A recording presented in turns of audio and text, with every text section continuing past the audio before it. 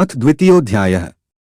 दूसरा अध्याय मनसा चिंतितं कार्य अर्थात मन से सोचे हुए कार्य को वाणी द्वारा प्रकट नहीं करना चाहिए, परंतु मननपूर्वक भली प्रकार सोचते हुए उसकी रक्षा करनी चाहिए और स्वयं चुप रहते हुए उस सोची हुई बात को कार्य रूप में बदलना चाहिए। अनृतं साहसं माया मूर्खत्वं तिलुब्धता अशौचत्वं निर्दयत्वं स्त्रीणा दोषाः स्वभावजाः। झूठ बोलना, बिना सोचे समझे किसी कार्य को प्रारंभ कर देना, दुस्साहस करना, छलकपट करना, मूर्खतापूर्ण कार्य करना, लोभ करना, अपवित्र रहना और निर्दयताएं स्त्रियों के स्वाभाविक दोष हैं। 1. स्त्रियों में प्रायः ये दोष पाए जाते हैं। वे सामान्य बात पर भी झूठ बोल सकती हैं, अपनी शक्ति का विचार न करके अधिक साहस दिखाती हैं, छलकपट पूर्ण कार्य करती हैं, मूर्खता, अधिक लोभ, अपवित्रता तथा निर्दयी होना, ये ऐसी बातें हैं जो प्रायः स्त्रियों के स्वभाव में होती हैं। ये स्त्रियों के स्वाभाविक दोष हैं, अर्थात अधिकांश स्त्रियों में ये होते हैं। अब तो स्त्रियां शिक्षित होती जा रही हैं, समय बदल रहा है, लेकिन आज भी अधिकांश अशिक्षित स्त्रियां इन दोषों से युक्त हो सकती हैं। इन दोषों को स्त्री की समाज में स्थिति और उसके परिणामस्वरूप बने उनके मनोविज्ञान के संदर्भ में देखना चाहिए। भोज्य भोजन शक्तिश्च रतिशक्तिर्वरांगना विभो दान शक्तिश्च नाल्पस्य तपसः फलम। भोजन के लिए अच्छे पदार्थों का प्राप्त होना, उन्हें खाकर पचाने की शक्ति होना, सुंदर स्त्री का मिलना, उसके उपभोग के लिए काम शक्ति होना, धन के साथ साथ दान देने की इच्छा होना, ये बातें मनुष्य को किसी महान तप के कारण प्राप्त होती हैं। 2. भोजन में अच्छी वस्तुओं की कामना सभी करते हैं, परंतु उनका प्राप्त होना और उन्हें पचाने की शक्ति होना भी आवश्यक है। प्रत्येक व्यक्ति चाहता है कि उसकी पत्नी सुंदर हो, परंतु उसके उपभोग के लिए व्यक्ति में काम शक्ति भी होनी चाहिए। प्रत्येक व्यक्ति चाहता है कि उसके पास धन हो, परंतु धन प्राप्ति के बाद कितने ऐसे लोग हैं जो उसका सदुपयोग कर पाते हैं। धन का सदुपयोग दान में ही है। अच्छी जीवन संगिनी, शारीरिक शक्ति, पौरुष एवं निरोगता, धन तथा वक्त, जरूरत पर किसी के काम आने की प्रवृत्ति आदि पूर्व जन्मों में किन्हीं शुभ कर्मों द्वारा ही प्राप्त होते हैं। तपस्या फलम का अर्थ है कठोर श्रम और आत्मसंयम। यस्य पुत्रो वशीभूतो भार्या छंदानुगामिनी विभवे यश्च संतुष्टस्तस्य स्वर्ग इहैव ही। जिसका बेटा वश में रहता है, पत्नी पति की इच्छा के अनुरूप कार्य करती है और धन के कारण पूरी तरह संतुष्ट है, उसके लिए पृथ्वी ही स्वर्ग के समान है। 3. जो व्यक्ति प्रत्येक व्यक्ति संसार में सुखी रहना चाहता है, यही तो स्वर्ग है। स्वर्ग में भी सभी प्रकार के सुखों को उपभोग करने की कल्पना की गई है। इस बारे में चाणक्य कहते हैं कि जिसका पुत्र वश में है, स्त्री जिसकी इच्छा के अनुसार कार्य करती है, जो अपने कमाए धन से संतुष्ट है, जिसे लोभ लालच और अधिक कमाने की चाह नहीं है, ऐसे मनुष्य के लिए किसी अन्य प्रकार के स्वर्ग की कल्पना करना व्यर्थ है। स्वर्ग तो वह जाना चाहेगा जो यहाँ दुखी हो। ते पुत्रा ये पितुर्भक्ता है स पिता यस्तु पोषक है। तन्मित्र यस्य विश्वासः सा भार्या यत्र निर्वृति है। पुत्र उन्हें ही कहा जा सकता है जो पिता के भक्त होते हैं। पिता भी वही है जो पुत्रों का पालन पोषण करता है। इसी प्रकार मित्र भी वही है जिस पर विश्वास किया जा सकता है, और भार्या अर्थात पत्नी भी वही है जिससे सुख की प्राप्ति होती है। 411 चाणक्य का मानना है कि वही गृहस्थ सुखी है जिसकी संतान उसके वश में है और उसकी आज्ञा का पालन करती है। यदि संतान पिता की आज्ञा का पालन नहीं करती तो घर में क्लेश और दुख पैदा होता है। चाणक्य के अनुसार पिता का भी कर्तव्य है कि वह अपनी संतान का पालन पोषण भली प्रकार से करे।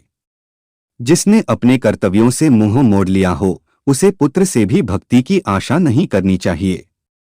इसी प्रकार मित्र के विषय में चाणक्य का मत है कि ऐसे व्यक्ति को मित्र कैसे कहा जा सकता है जिस पर विश्वास नहीं किया जा सकता, और ऐसी पत्नी किस काम की जिससे किसी प्रकार का सुख प्राप्त न हो तथा जो सदैव ही क्लेश करके घर में अशांति फैलाती हो। परोक्षे कार्यहिंतारण प्रत्यक्षे प्रियवादिनम वर्जयेत् तादृशं मित्रं विष्कुंभं पयोमुखम। जो पीठ पीछे कार्य को बिगाड़े और सामने होने पर मीठी मीठी बातें बनाए, ऐसे मित्र को उस घड़े के समान त्याग देना चाहिए जिसके मुंह पर तो दूध भरा हुआ है परंतु अंदर विष हो। 5. जो मित्र सामने चिकनी चुपड़ी बातें बनाता हो और पीठ पीछे उसकी बुराई करके कार्य को बिगाड़ देता हो, ऐसे मित्र को त्याग देने में ही भलाई है। चाणक्य कहते हैं कि वह उस बर्तन के समान है जिसके ऊपर के हिस्से में दूध भरा है परंतु अंदर विष भरा हुआ हो। ऊपर से मीठे और अंदर से दुष्ट व्यक्ति को मित्र नहीं कहा जा सकता। यहाँ एक बात विशेष रूप से ध्यान देने की है कि ऐसा मित्र आपके व्यक्तिगत और सामाजिक वातावरण को भी आपके प्रतिकूल बना देता है। न विश्वसेत कुमित्रे च मित्रे चापी न विश्वसेत, कदाचित कुपितम मित्रं सर्वगुह्यं प्रकाशित। जो मित्र खोटा है उस पर विश्वास नहीं करना चाहिए और जो मित्र है उस पर भी अति विश्वास नहीं करना चाहिए, क्योंकि ऐसा हो सकता है कि वह मित्र कभी नाराज होकर सारी गुप्त बातें प्रकट कर दे। 6. चाणक्य मानते हैं कि जो व्यक्ति अच्छा मित्र नहीं है उस पर तो विश्वास करने का प्रश्न ही नहीं उठता, परंतु उनका यह भी कहना उचित है कि अच्छे मित्र के संबंध में भी पूरी तरह विश्वास नहीं करना चाहिए, क्योंकि किसी कारणवश यदि वह नाराज हो गया तो सारे भेद खोल देगा। आज बड़े बड़े नगरों में जो अपराध बढ़ रहे हैं, जो कुकर्म हो रहे हैं, उनके पीछे परिचित व्यक्ति ही अधिक पाए जाते हैं। घर का भेदी लंका ढाए, यह कहावत गलत नहीं है। जो बहुत अच्छा मित्र बन जाता है वह घर के सदस्य जैसा हो जाता है। व्यक्ति भावुक होकर उसे अपने सारे भेद बता देता है, फिर जब कभी मनमुटाव उत्पन्न होते हैं तो वह कथित मित्र ही सबसे ज्यादा नुकसान देने वाला सिद्ध होता है। ऐसा मित्र जानता है आपके मर्मस्थल कौन से हैं। घर में काम करने वाले कर्मचारी के बारे में भी इस प्रकार की सावधानी रखना आवश्यक है। मनसा चिंतितं कार्यं वाचा नैव प्रकाशेत, मंत्रेण रक्षयेत गूढ़ं कार्ये चापी नियोजेत। मन से सोचे हुए कार्य को वाणी द्वारा प्रकट नहीं करना चाहिए, परंतु मननपूर्वक भली प्रकार सोचते हुए उसकी रक्षा करनी चाहिए और चुप रहते हुए उस सोची हुई बात को कार्य रूप में बदलना चाहिए। 7.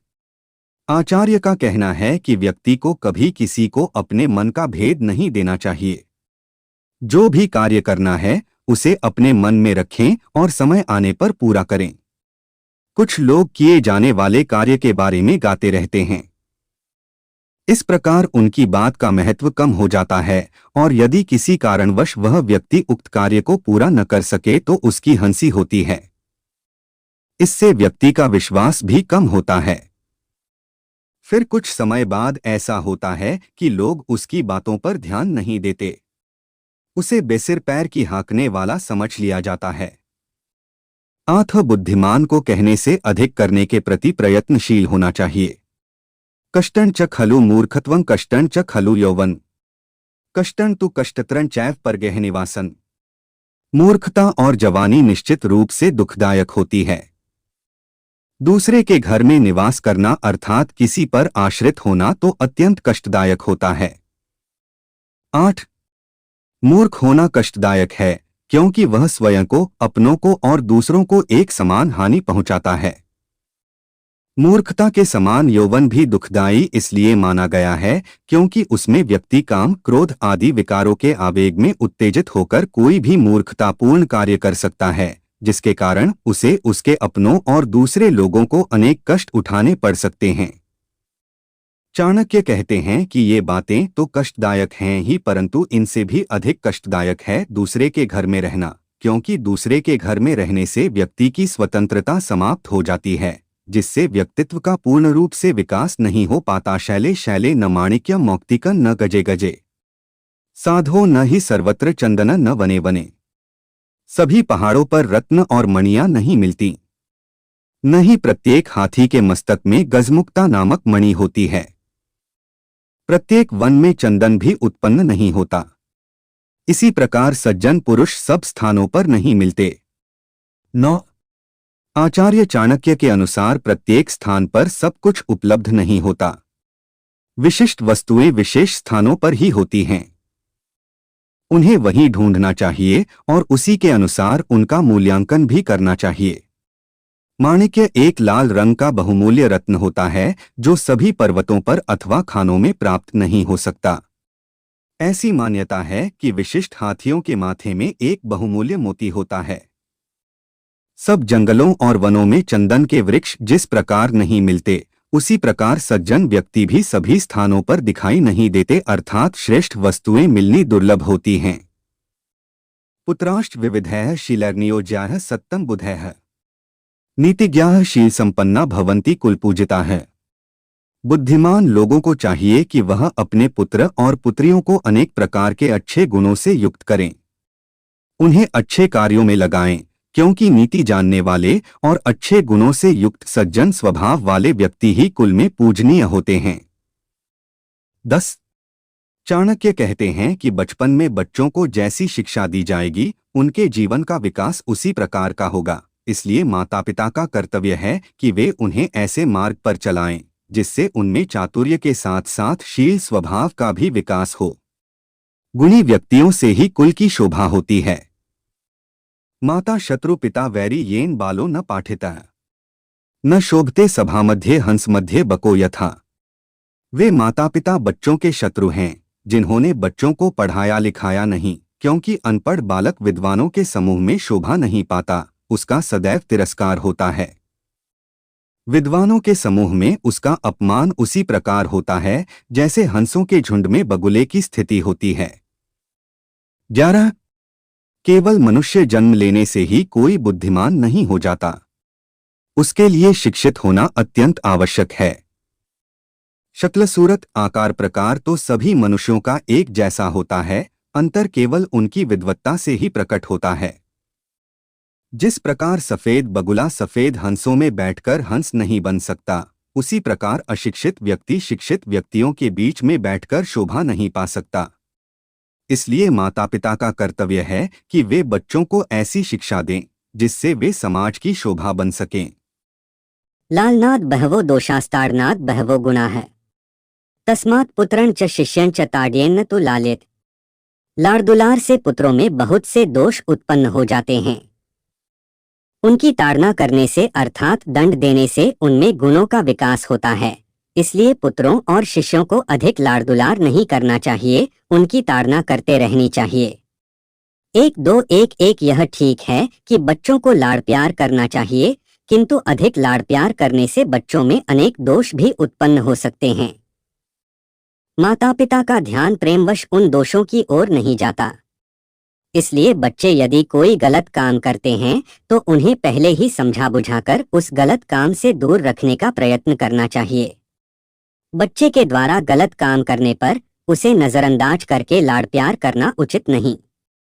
बच्चे को डांटना भी चाहिए, किए गए अपराध के लिए दंडित भी करना चाहिए ताकि उसे सही गलत की समझ आए। श्लोकेन वा तदर्थेन पादेनैकाक्षरेण वा अबंध्य दिवसन कुर्यात दानाध्ययन कर्मभिः। व्यक्ति को एक वेद मंत्र का अध्ययन चिंतन अथवा मनन करना चाहिए। यदि वह पूरे मंत्र का चिंतन मनन नहीं कर सकता तो उसके आधे अथवा उसके एक भाग का, और यदि एक भाग का भी नहीं तो एक अक्षर का ही प्रतिदिन अध्ययन करे, ऐसा नीतिशास्त्र का आदेश है। अपने दिन को व्यर्थ न जाने दें। अध्ययन आदि अच्छे कार्यों को करते हुए अपने दिन को सार्थक बनाने का प्रयत्न करें। 13.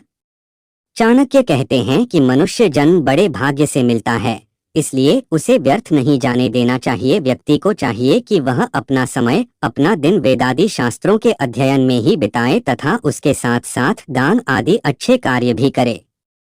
महान पुरुषों की विशेषताओं का वर्णन करते हुए कहा गया है, व्यसन श्रुतों अर्थात श्रेष्ठ ग्रंथों का अध्ययन करना उनका व्यसन होता है। कांतावियोगः कुनृपस्य सेवा स्वजनापमानः ऋणस्य शेषः दरिद्रभावो विषमा सभा च विनाग्निनैते प्रधन्ति कायम। पत्नी का बिछुड़ना, अपने बंधु बांधवों से अपमानित होना, कर्ज चढ़े रहना, दुष्ट अथवा बुरे मालिक की सेवा में रहना, निर्धन बने रहना, दुष्ट लोगों और स्वार्थियों की सभा अथवा समाज में रहना, ये सब ऐसी बातें हैं जो बिना अग्नि के शरीर को हर समय जलाती रहती हैं।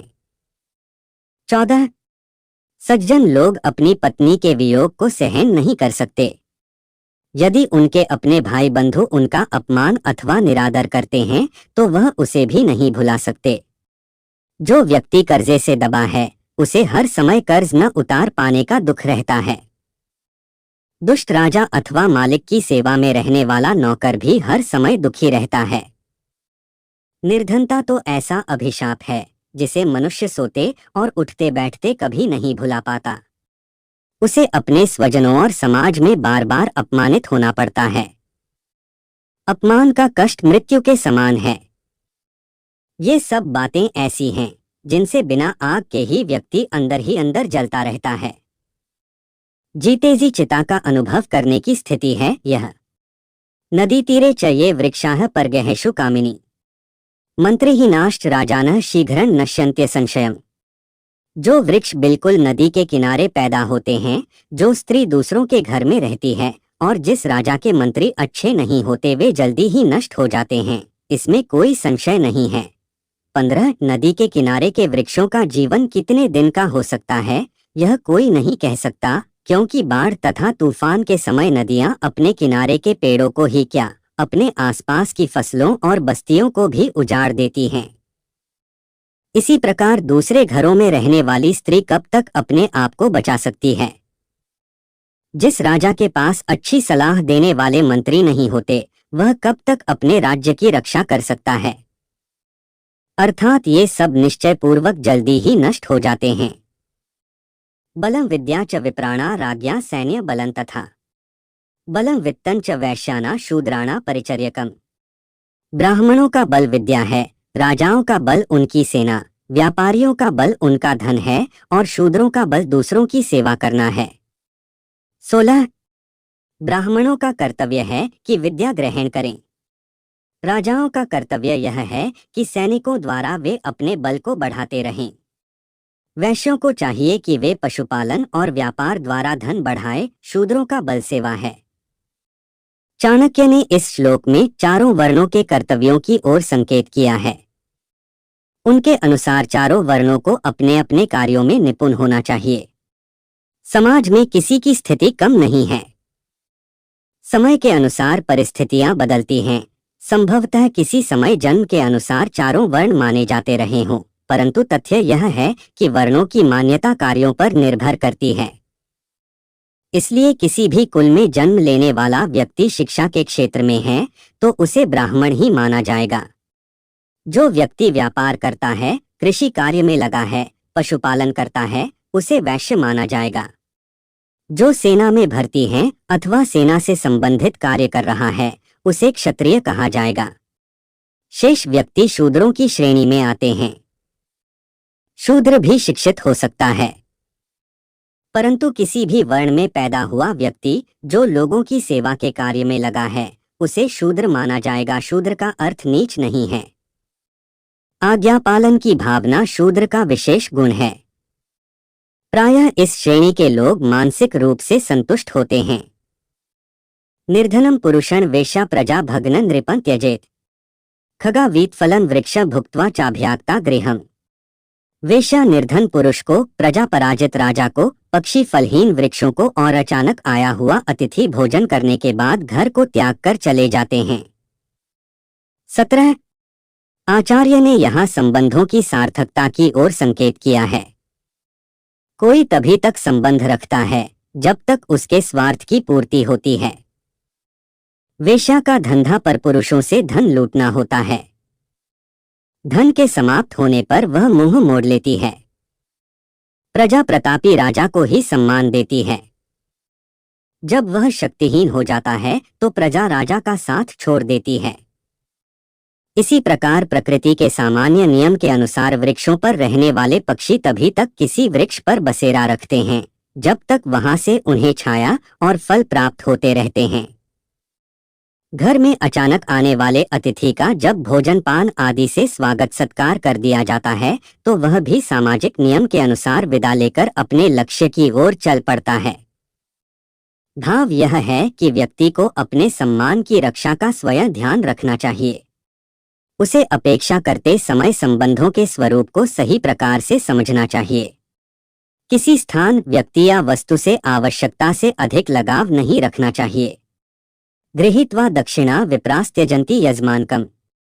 प्राप्त विद्या गुरुं शिष्या दग्धारण्य मृगास्तथा।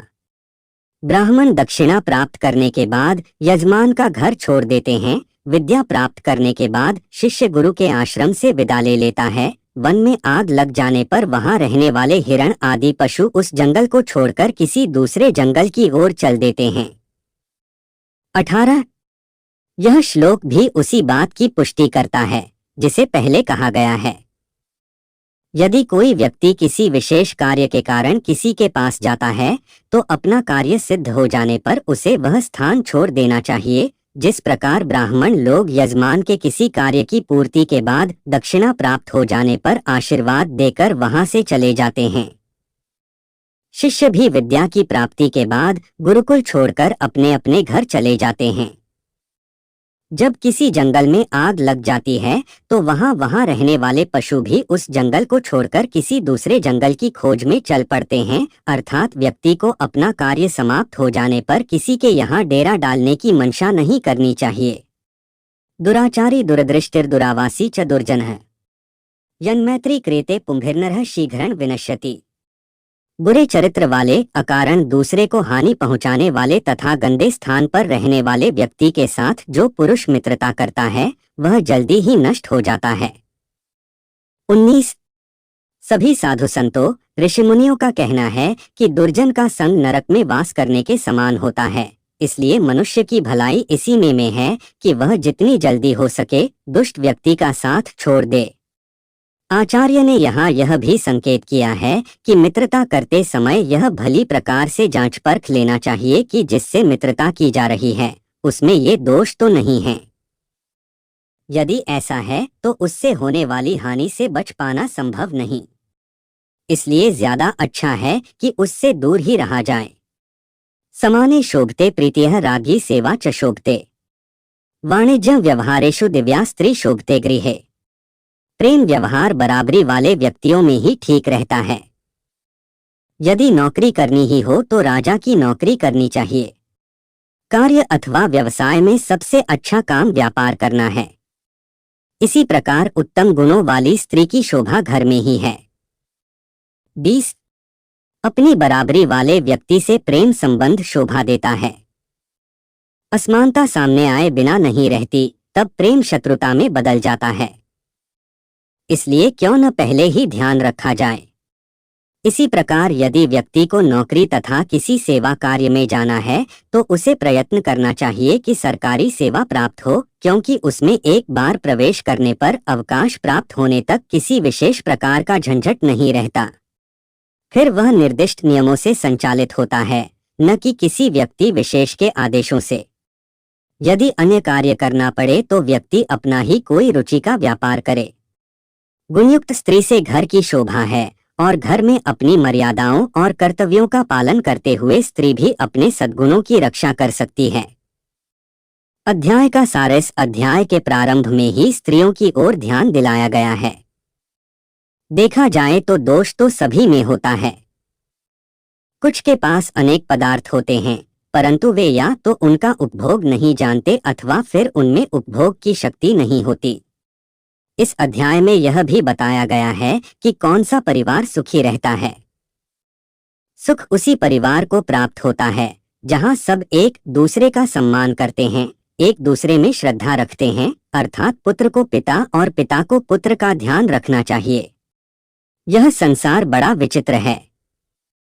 कुछ लोग ऐसे भी होते हैं जो सामने तो मीठी बातें करते हैं परंतु पीठ पीछे बुराइयां करते हैं। ऐसे लोगों से बचना चाहिए। चाणक्य तो यहाँ तक कहते हैं कि मन से सोची हुई बात का वाणी से भी उल्लेख नहीं करना चाहिए, अर्थात अपना रहस्य अपने मित्र को भी नहीं बताना चाहिए। मूर्खता तो कष्टदायक होती ही है। जवानी और दूसरे के घर में आश्रित होकर रहना भी भारी दुख देने वाला होता है। उसके साथ यह भी ध्यान में रखना चाहिए कि श्रेष्ठ और उत्तम वस्तुएं तथा सज्जन लोग सब स्थानों पर प्राप्त नहीं होते। चाणक्य ने बार बार इस बात पर जोर दिया है कि माता पिता को चाहिए कि वे अपनी संतान को गुणवान बनाएं, उनका ध्यान रखें और उन्हें बिगड़ने न दें। आचार्य कहते हैं कि व्यक्ति को चाहिए कि वह अपना समय सार्थक बनाए, अच्छा कार्य करे। इसके साथ उनका कहना है कि सब लोगों को अपना कार्य अर्थात कर्तव्य पूरा करना चाहिए। कौटिल्य ने मनुष्य को बार बार सचेत किया है कि उसे वास्तविकता समझनी चाहिए, गफलत में नहीं रहना चाहिए। उसे यह ज्ञात होना चाहिए कि वेश्या का प्रेम एक धोखा है, इसलिए उसे इस प्रकार की स्त्रियों तथा दुष्ट पुरुषों से बचना चाहिए। उसे चाहिए कि वह प्रेम और मित्रता अपने बराबर